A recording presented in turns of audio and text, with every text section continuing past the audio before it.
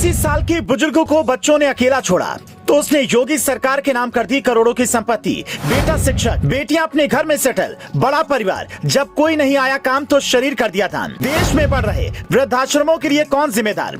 योगी ने अकेले बुजुर्गों के लिए होली पर उठाया बड़ा कदम।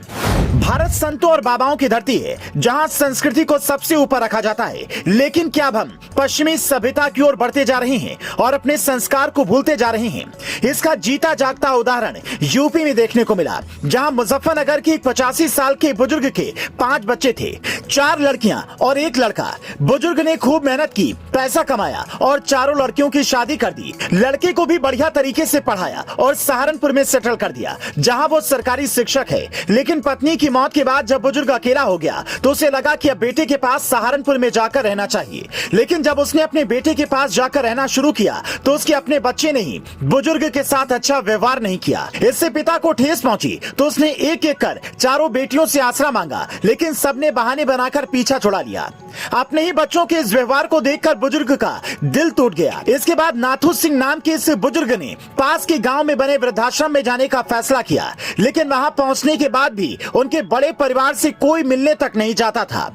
बुजुर्ग त्योहार पर अपनों का इंतजार करते रहते, लेकिन कोई नहीं आता, जिसके बाद वो और ज्यादा दुखी हो गए और तब उन्होंने एक ऐसा फैसला किया जिसने बच्चों को हिलाकर रख दिया। नाथूराम ने अपनी 1.5 करोड़ की संपत्ति यूपी की योगी सरकार को स्कूल बनाने के लिए दान कर दी। इतना ही नहीं, उन्होंने अपना शरीर भी अनुसंधान और शैक्षणिक कार्यों के लिए दान देने का फैसला किया।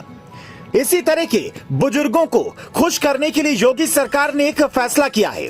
अब वृद्धाश्रमों में सरकार अपने खर्च पर त्योहार मनाती है। योगी आदित्यनाथ ने कहा था कि प्रदेश में जिसका कोई नहीं है उसे भी त्योहार पर पूरी खुशी मिलनी चाहिए। नाथूराम ने अपना दुख बताते हुए कहा, इस उम्र में मुझे अपने बेटे और बहू के साथ रहना चाहिए था, लेकिन उन्होंने मेरे साथ अच्छा व्यवहार नहीं किया। यही कारण है कि मैंने संपत्ति को ट्रांसफर करने का मन बना लिया। कुछ दिन पहले एक और ऐसा ही मामला सामने आया था, जब पटना में 90 साल के माँ बाप को बच्चों ने बेसहारा छोड़ दिया था, तो थानेदार ने उनकी मदद की। भारत में वृद्धाश्रमों की संख्या बढ़ रही है और बुजुर्गों की संख्या में भी इजाफा हो रहा है।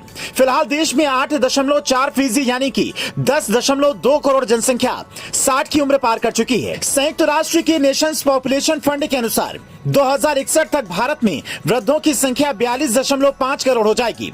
मतलब वृद्ध आश्रमों की संख्या और बढ़ सकती है। लेकिन ये हमारे समाज के लिए नई बात है, क्योंकि भारतीय संस्कृति में अपने बूढ़े माँ बाप को छोड़ना नहीं सिखाया जाता। जिनका इस दुनिया में कोई नहीं है उनके लिए तो वृद्धाश्रम ठीक है, लेकिन जिनके बच्चे हैं वो अच्छा खासा कमा भी रहे हैं, वो भी अपने माँ बाप को वृद्धाश्रम में छोड़ रहे हैं। ये भारतीय सांस्कृतिक विरासत तो नहीं है। हम कपड़ों के साथ साथ क्या पश्चिमी सभ्यता की सोच भी अपनाने लगे हैं, क्योंकि ऊंची ऊंची बिल्डिंग्स में रहने वाले लोग अक्सर भूल जाते हैं कि जिन कदमों को वो घर से बाहर निकाल रहे हैं, कभी उन्होंने ही उंगली पकड़कर उन्हें चलना सिखाया और कंधों पर बिठाकर ऊंचा सोचना सिखाया था।